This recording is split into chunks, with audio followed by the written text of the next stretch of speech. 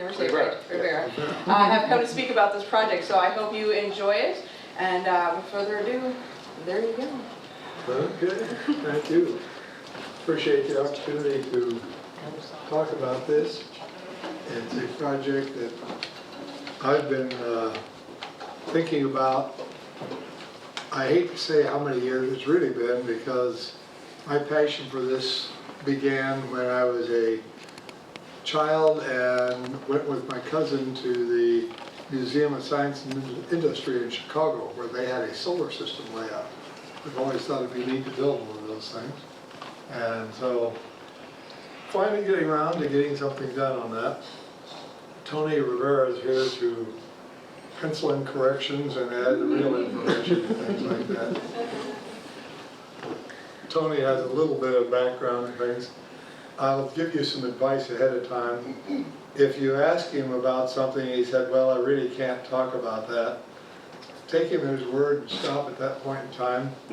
He was in the Air Force for 20 years. He worked on projects like, he led the team to develop a radar deflection system for the stealth bomber.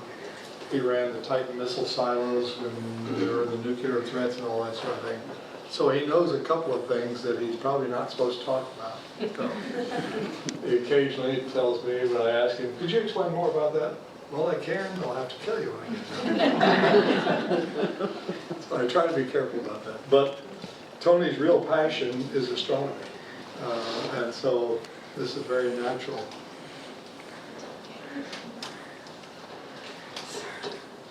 Did you do that? He did that, huh? Yes.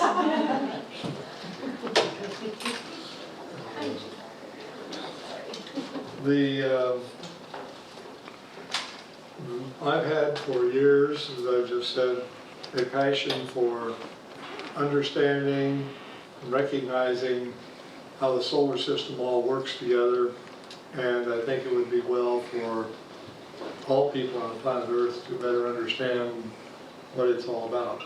So we started out building it. There's a dome that's been constructed and is in the process of getting painted. If you've driven by it, at one point in time it was kind of yellow, and now it's white. And what I found out is the yellow stuff is the sticky stuff they put on metal so the paint will stick to it. And the white stuff is the primer coat. And so next, they tell me they're going to actually paint it the color it's supposed to be the sun. So we're close to getting that done. The spring weather that we've had has slowed our project down, like everything else that's done. But this is out at the Lacey Complex, the 5 fields that are there with that. And the planets that are placed around that. The goal of the project is it's a solar system walkabout. Enjoy, protect the planet Earth. It's the only ride we've got. And we'll be talking about that as we go through this evening.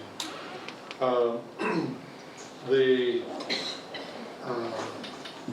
put it in context, the system will sit here. Here's a 5-field complex.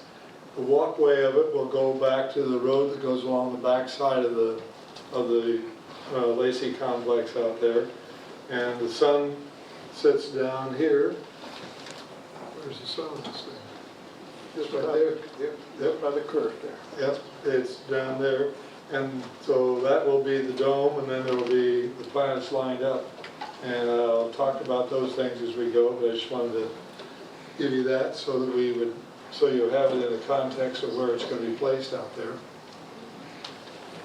Over here, I have the model that we'll be talking from. That is the sun dome, and then the pathway that starts back here and goes all the way out to here actually. Here's the back road going across it, and Pluto will be sitting right there. I might tell you that the reason that there's 3 Plutos on this thing, there's really only one. Some people deny that it exists as a planet. Pluto exists. Whether it's a planet, they can argue about that, but it exists, so it's the reason that there's 3 locations for that is that Pluto doesn't go around the Earth like, around the sun like this. Pluto goes like this. And so when Pluto's in at the closest point on it, it's actually closer to the sun than Neptune is. And when it's out on the end, it's way out here beyond that. And so we decided to put Pluto someplace where it'd be convenient to look at. So there's a little buildup back here along that side of the road, and Pluto will sit up there. And that's going to be high enough that when you walk up some steps to that, you'll be able to look back and see the entire walkway system. So that's what we're in the process of laying out there. Incidentally, let me say, I welcome any questions anytime. So if I'm saying something that confuses you or generates some additional thought you'd like to have me talk about or have Tony talk about, feel free to jump in at any point in time. We need to understand this planet Earth that we live on and the world in which it exists so that we can increase the chances that we keep this thing usable. As it says right there, it's the only ride we've got. By the time we get done this evening, maybe you'll better understand that. Building a system out there with three concepts in mind. One is size, and so around the dome here, we will have 9 planets there, and they will be in the same size relevant to the sun. This dome is 86 feet across. The planet Earth, imagine 86 feet across. The planet Earth, this great big thing we live on, it's about 9 inches in diameter compared to the 86-foot diameter building that's there. So it's a pretty small little ride we got to take care of it. Jupiter is about 7? It's 7.5 feet in diameter. Okay, it's 7.5 feet in diameter. The largest thing out there besides the sun are actually the rings around Saturn. And those rings are 17 feet across. 17-foot diameter for those rings, so it's a big deal. Saturn itself is only, what, 5, 6 feet? 6 feet. 6 feet, yeah, it's about 6 feet. So, but Jupiter's the big one out there in terms of doing that. But so we have size, the relative size of things by having the dome there and each of the planets around there, so we get some concept of that. Then the second dimension we want to work with is what's distance. And so that's played out that direction. If you, back here, just south of that parking lot, we have the sun will be about 100 feet, a little over 100 feet from the edge of the parking lot. And then in that first 100 feet, we've got Mercury, Venus, Earth, and Mars. The first 4 planets all exist in this little distance right here. Then the rest of them are kind of spread out the rest of the way out there. Okay. And so we want to recognize distance and what it takes to get places and do things with that.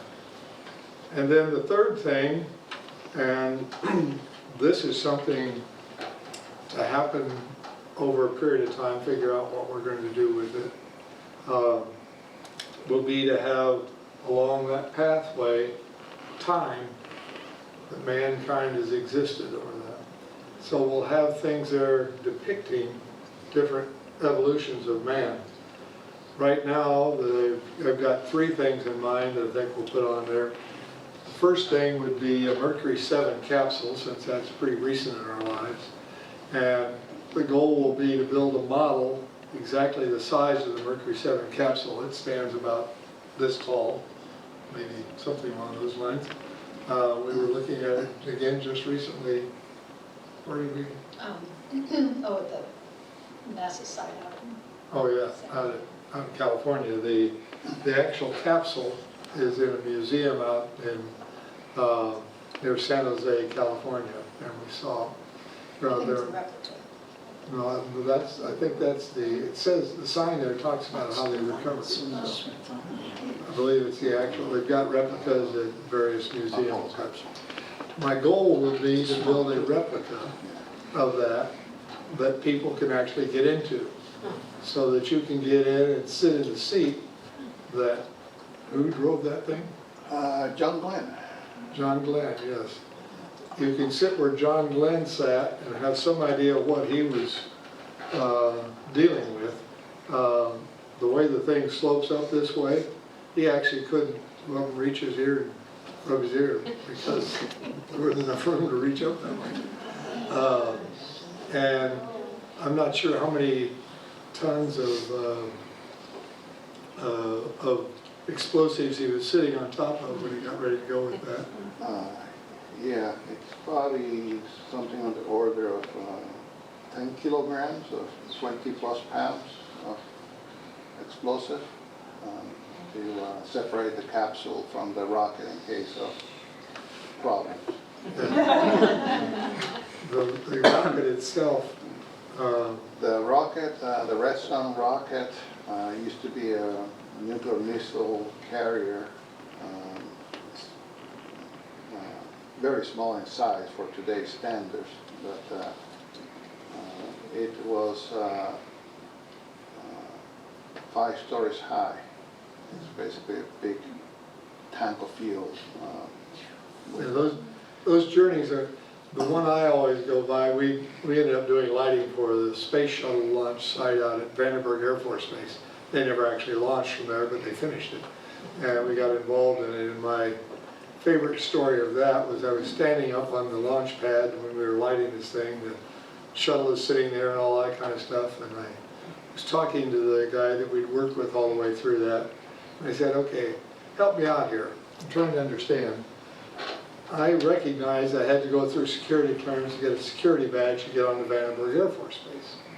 And I understand I had to go through a second security clearance to get down in the rocket launch area of Vandenberg.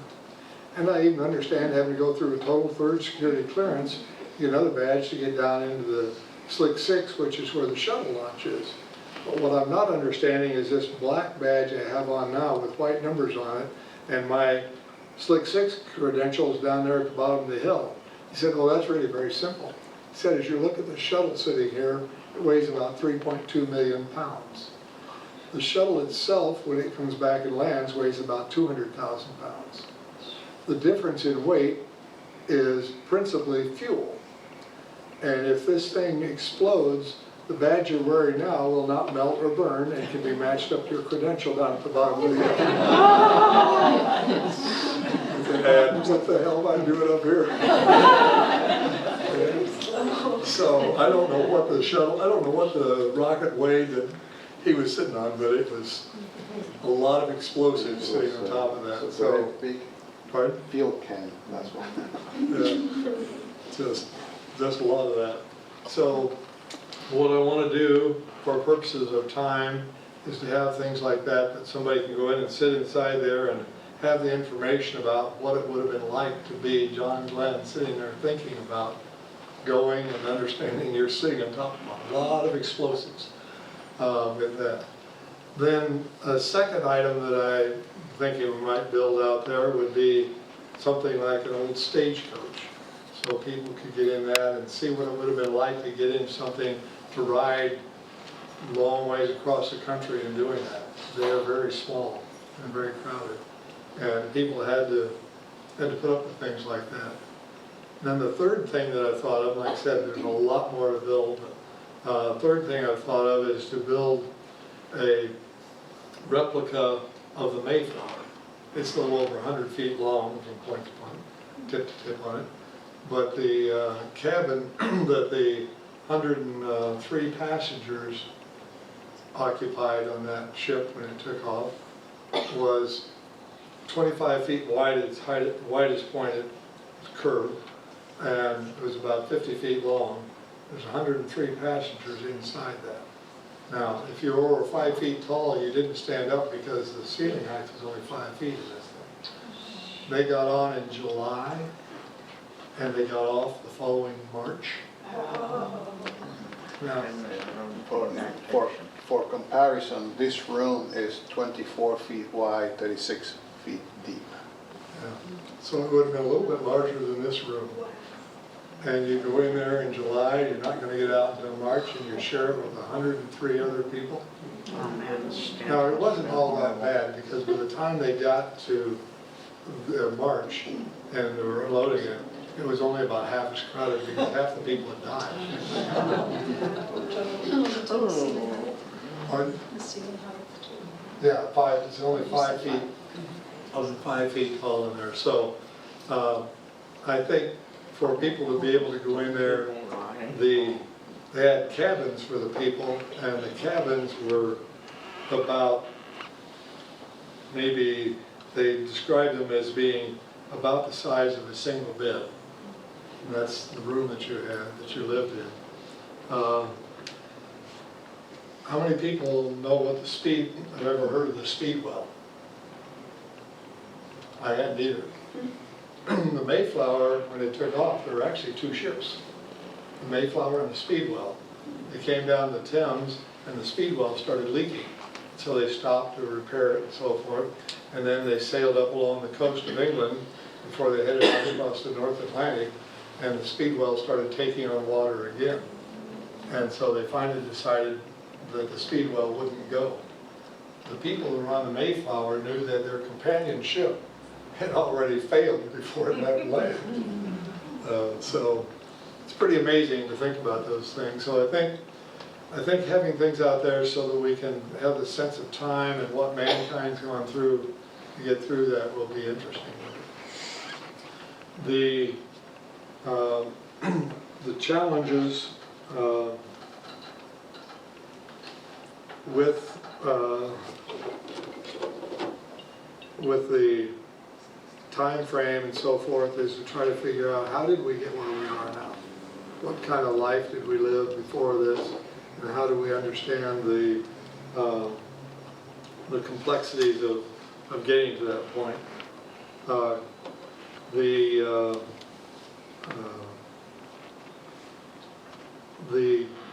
Well, one of the things I find interesting to think about, if we modeled the planet Earth as a basketball, scaled it in size, if I take this sheet of paper, fold it over once, it's 2 thicknesses. I fold it over a second time, it's 4 thicknesses. I fold it over a third time, now it's 8 thicknesses. If you imagine a basketball, those 8 sheets of paper would represent the entire atmosphere on the planet Earth. And that single sheet of paper in there would represent the portion of that atmosphere that has oxygen enough in it that we can live in it.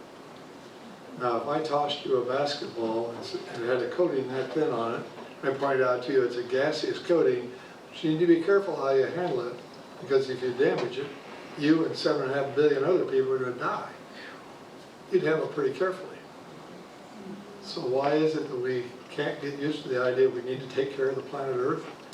It's a pretty fragile little ball we're riding on, and it's the only ride we got. And so hopefully we can get to a place where we can understand what we've done over a period of time and how we got there, and appreciate what it is. Are you going to have anything about, with today's technology, how long it would take to get from here to here to here to here to here if someone were space traveling?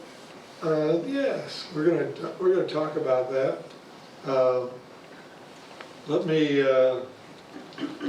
jump to that particular item. The solar system as we have it, we launched. Was it New Hope or was it Voyager that got out? New Horizons was latest spacecraft. Which is the one that flew by Pluto? New Horizons. New Horizon, okay. We launched New Horizon. There's 4 that have been launched, the Voyager, then Voyager 1, Voyager 2, and before that was the Explorer. Explorer was the first satellite we launched in '58. Explorer, and then the New Horizon 2, and then, or Voyager 1, Voyager 2, and then New Horizon is the last one. And they're all a little less than 40,000 miles an hour is their travel speed, is that about right? Yeah. 35 to 40,000 miles an hour with that. The New Hope that made it from the Earth out to Pluto, it was launched It took 9.5 years to get there at 40,000 miles per hour. at 40,000 miles per hour. It didn't get lunch breaks or anything like that. At 40,000 miles an hour, it took 9.5, almost 10 years to get out here to Pluto. Okay. And it didn't come back. It's still sailing out in space. Okay. We know that none of the planets that we have orbiting in our system here have the kind of conditions that we have on the planet Earth. Well, there's some discussions about whether or not you can find ways to survive on Mars. We're going to go explore that, but we haven't got any other good options in that. And considering that it would take 9.5 years to get out to Pluto, it'd take a long time to go look at anything that's out there. And we're pretty cold too. Yes, yeah. Yeah, it cools down as you get farther from the sun, doesn't it? It does quite a bit. Yeah, right. Okay, one of the other things that I wanted to get into and want people to understand is the total universe that we live in. We've got the Milky Way galaxy, and we have, I've forgotten now, how many stars in the... Oh, around 400 million stars in the Milky Way. Yeah, I think I saw something last night. It's a lot.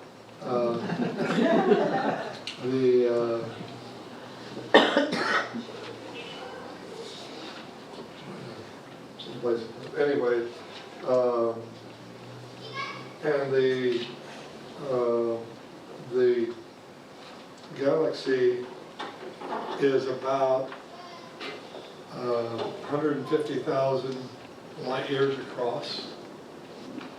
Now, 150,000 light years, and there's a few 100 million stars in there. The next closest star to the sun is Proxima Centaurus. Proxima Centaurus is pretty close. It's only 4.2 light years away. So it's kind of a neighboring star.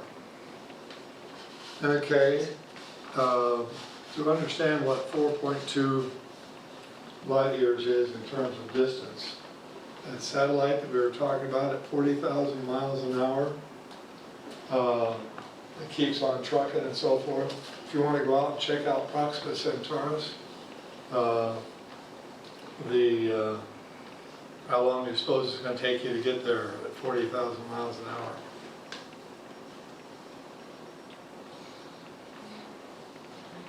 Anybody want to make a guess? Tony actually knows. He's calculated it. Nobody wants to speculate on that. The answer is? 67,000 years. And that's not stopping for a break. No lunch breaks. So by the time you get back and report on what you found you got out there, assuming they got a fuel station out there that can refuel you to send you back, you know, it's 130-some thousand years later, but you won't be that old because... Actually, at 40,000 miles per hour, yeah, you'll be old. Well, no, but you won't be 130-some thousand years old because your time... In order to enjoy the benefits of time dilation, you have to reach about 10% of the speed of light. Oh, okay. So... And the speed of light is 186,000 miles Yeah, per second. per second. Okay, so... So if you can make it about 20,000 miles per second instead of 40,000 miles per hour, Yeah. yeah, you will age slower. It's wild the stuff that's out there. Okay, let's try to get in perspective distance here. All right, we've got in our pathway here to get out to that, we've got our sun back here, our first 4 planets, Jupiter, Saturn, Uranus, Neptune, Pluto out there. Okay, so how far north do we go? We're out here at Lacey. How far north do we go to get to Proxima Centauri?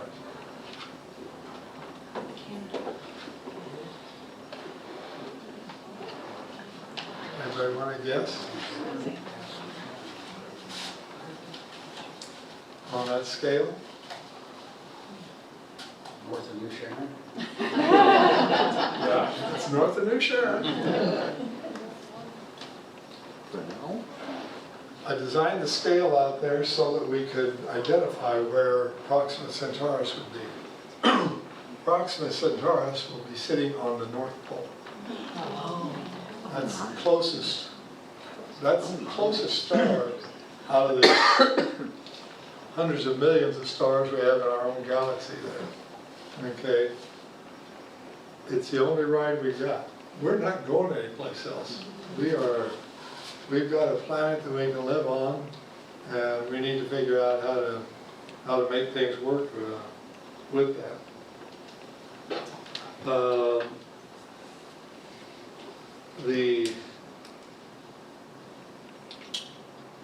Part of the things that I hope we can do with this is to cause people to continuously learn and better understand the things that are going on and develop an appreciation for why we need to protect things.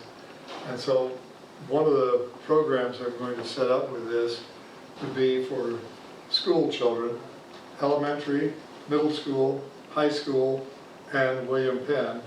And each year have awards given for the best new idea about how to do things out there, new things that we can put in there, new understandings that we can create for people.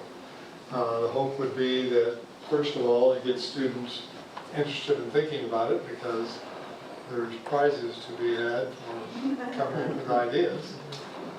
And secondly, to cause the public to better understand the thing as these new ideas get explained and expressed each year out there in terms of doing that. So I think that can be fun, and I'm not terribly concerned about the fact they're going to get everything figured out and there will be no new ideas to put out there. We've got a couple of things that we don't understand yet with all of that. Other questions that people have, other things you'd like to know about what we're doing out there with that? Tony knows it all. At the sites of the different planets set up for distance, or at the sites around the dome, what sort of information might there be regarding those planets at one of those points? Will there be separate informational setups?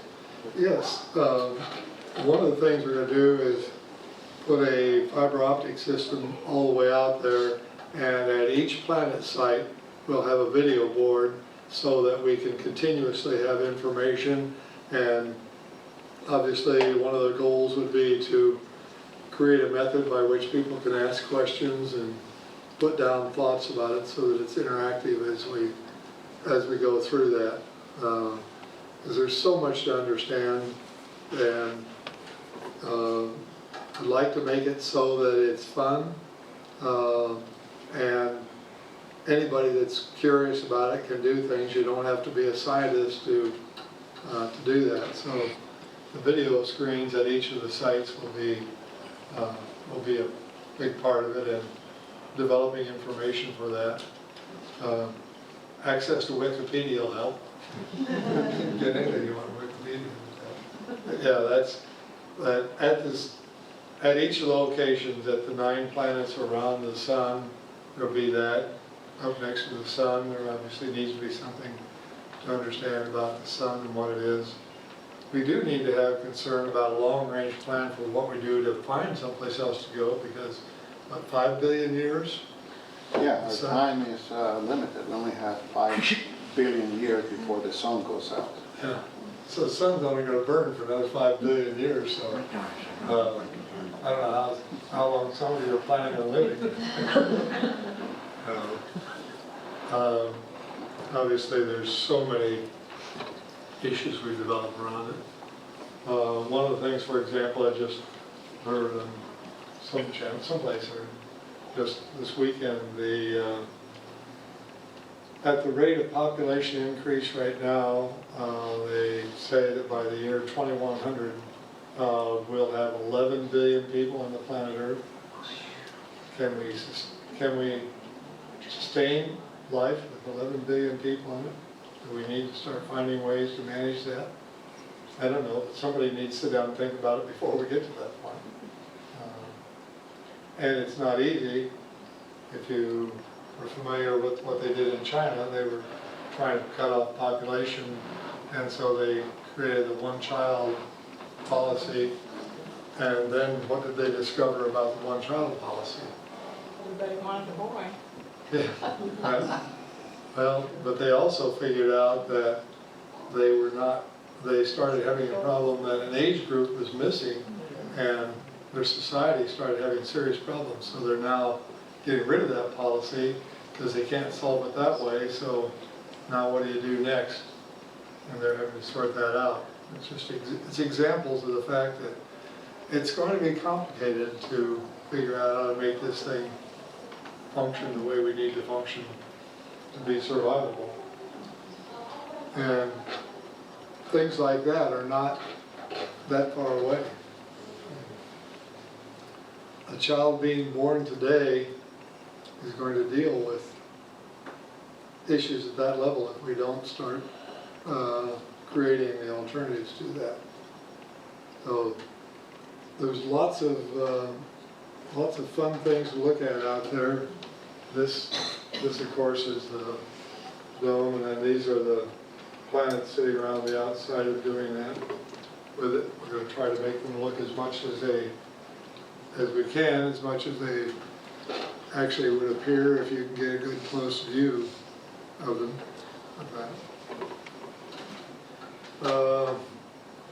Let's see here. What other things are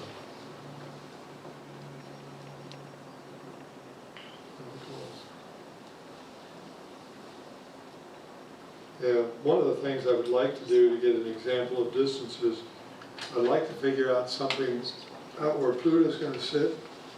I'd like to figure out how to have something that would help us understand Olduvai Gorge in Tanzania.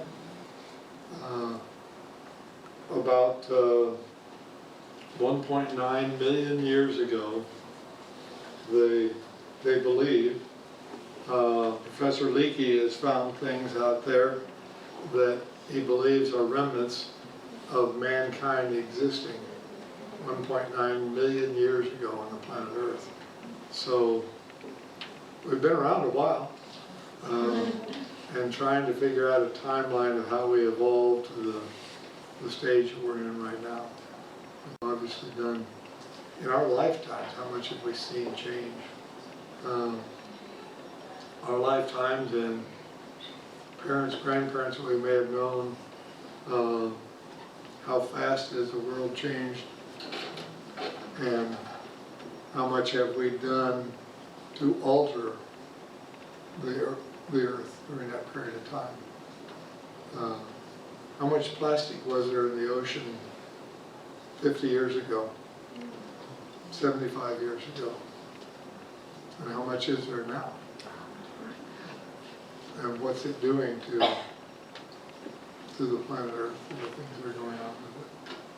So getting out and walking around, looking at it, as you were suggesting, making sure there are things of interest to learn, that there's new things, new discoveries that we're finding out, that information will be out there with it. I think it'll be, I think it will be enjoyable, fun, refer to it as a solar system walkabout. Go out there, and I don't think my expectation would be that once we get information out there, that you'll be able to go out there several times and still find yourself looking at new things and gaining new perspective on what it is and what we're doing here with all of this.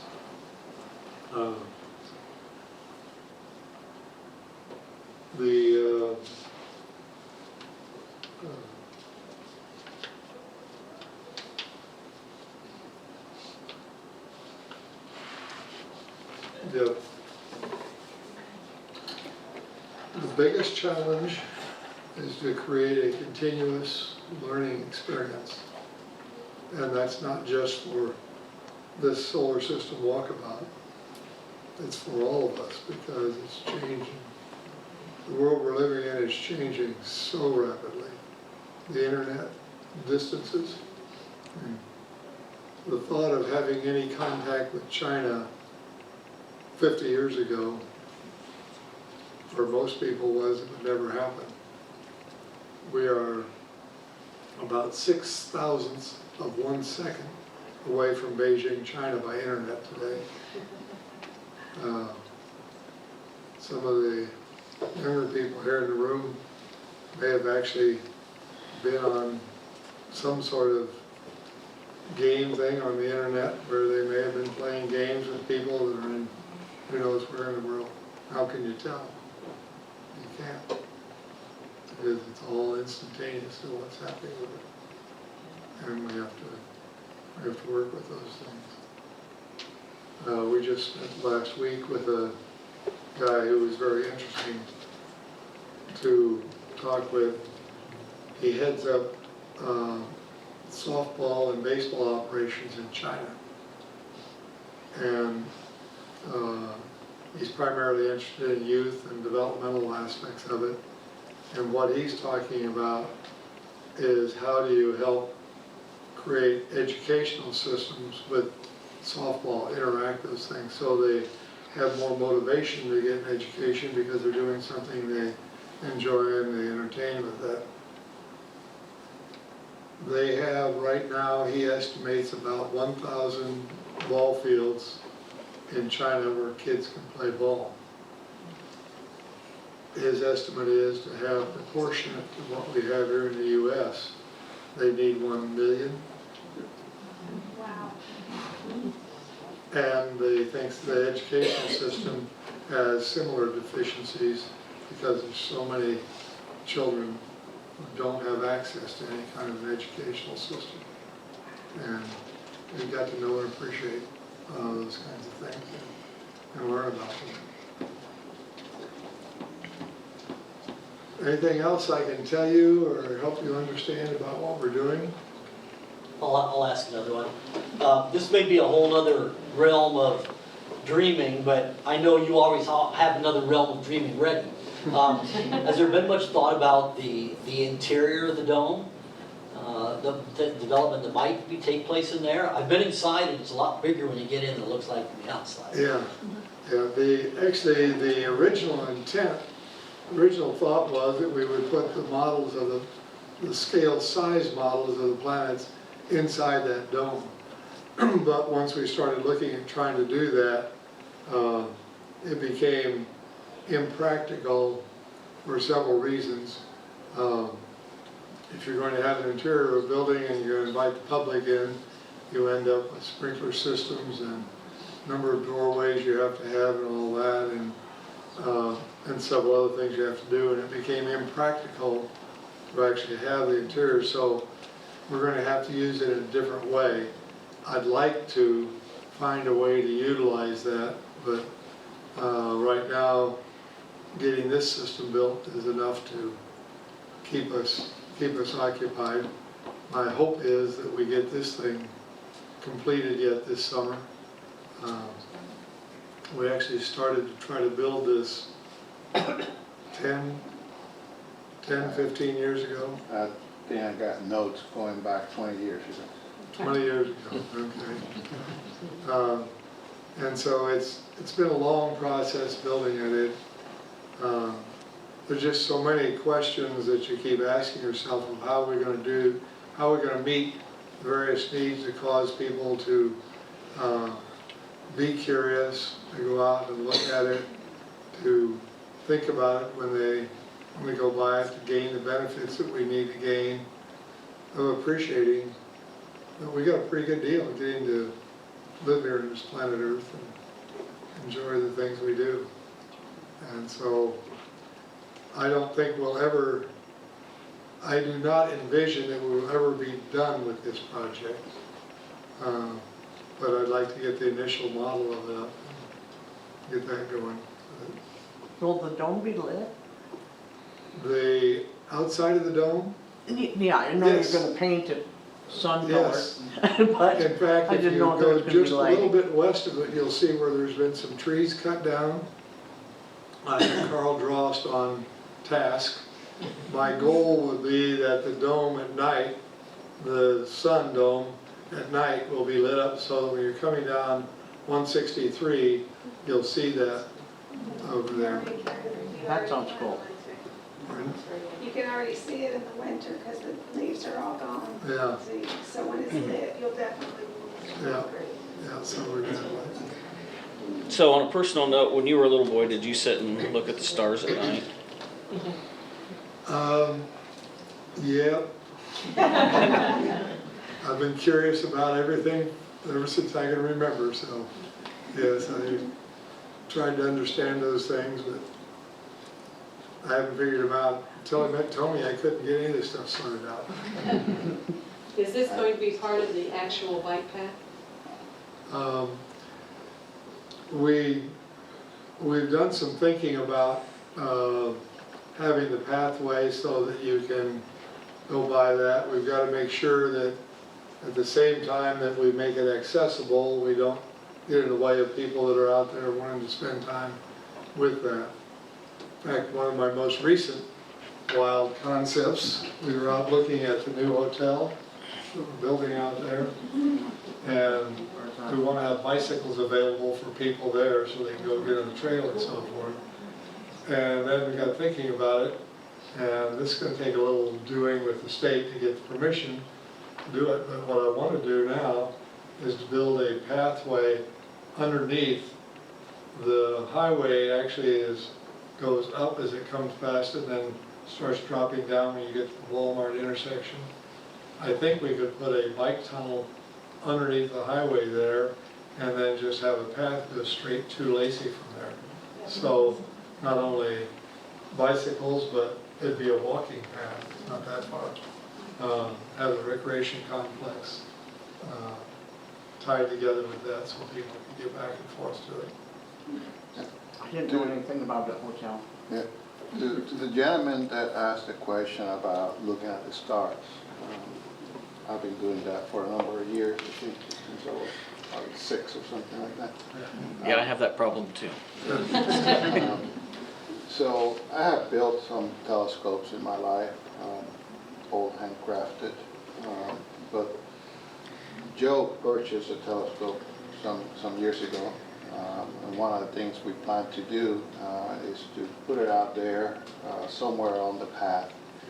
And being a single telescope, it's not going to be practical to line up people to look through the eyepiece. So one of the things we have discussed is to retrofit it with a camera, and then we could pipe the video into the various display signage at the planet locations. Or since we have access to the MCG video, we could always pump it out into its own TV channel if necessary. Yeah. It's kind of nice. I'm not going to give you his cell phone number because I don't want everybody calling him. Jeannie and I will occasionally be sitting out looking up at some stars or some strange thing going up there, and I text Tony and say, okay, I'm looking up here, what is this?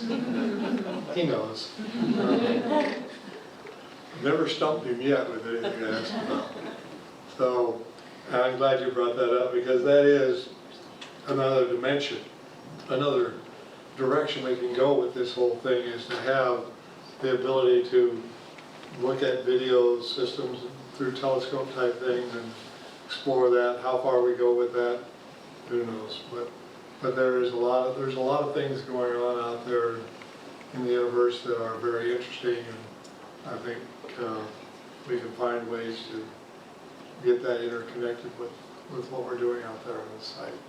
I think it can be fun with that. I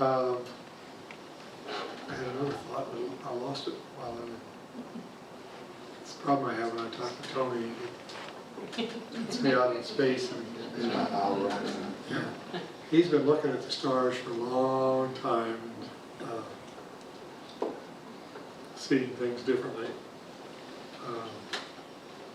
Actually, he grew up in Puerto Rico, so. We could see the Magellanic Clouds from my old home down there. The what? Magellanic Clouds are two satellite galaxies of our galaxy. Hmm. Yeah. Didn't know that. Yeah, if you go far south, Puerto Rico or Colombia, somewhere there, you could see in the south the Via Láctea, the galaxy, and then you see these two blotches of diffuse light that looks like cloud, but they're just another galaxy, and it circles our galaxy. Yes. Yes. How big is the universe? What was here before nothing was here? What's out beyond forever? You can spend a little time thinking about those things, trying to. It kind of causes us to understand and appreciate the limitations of what we do understand. The inadvertent damage we could be doing to things in our world because we don't understand them, don't think about them. So enjoy, protect the planet Earth. It's the only right we got. I mean, it's inconceivable to imagine how we could ever travel anyplace else of any consequence because the distance and the time it takes to get there, they're just too far away to reach. It's a pretty big deal to be able to get to Mars, and you've got to keep in mind that down here on this whole scale system of that, the Earth and Mars are those two dots right there. We're trying to figure out how to get that far.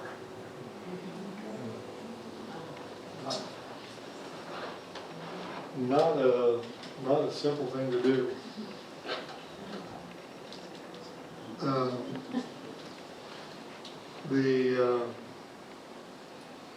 I really appreciate the fact that you people came to hear about this. We've obviously been very interested in it for a long time, and I'm hoping that we're able to get people in the community around the world to think about and understand this. I think we all have a better world to live in if we can understand it a little better. So thank you for your time, and if you have questions about it, don't hesitate to inquire. Tony can probably answer them. You're familiar with the phrase "under the bus," aren't you? We appreciate it, and I thank you for your attendance. Thank you.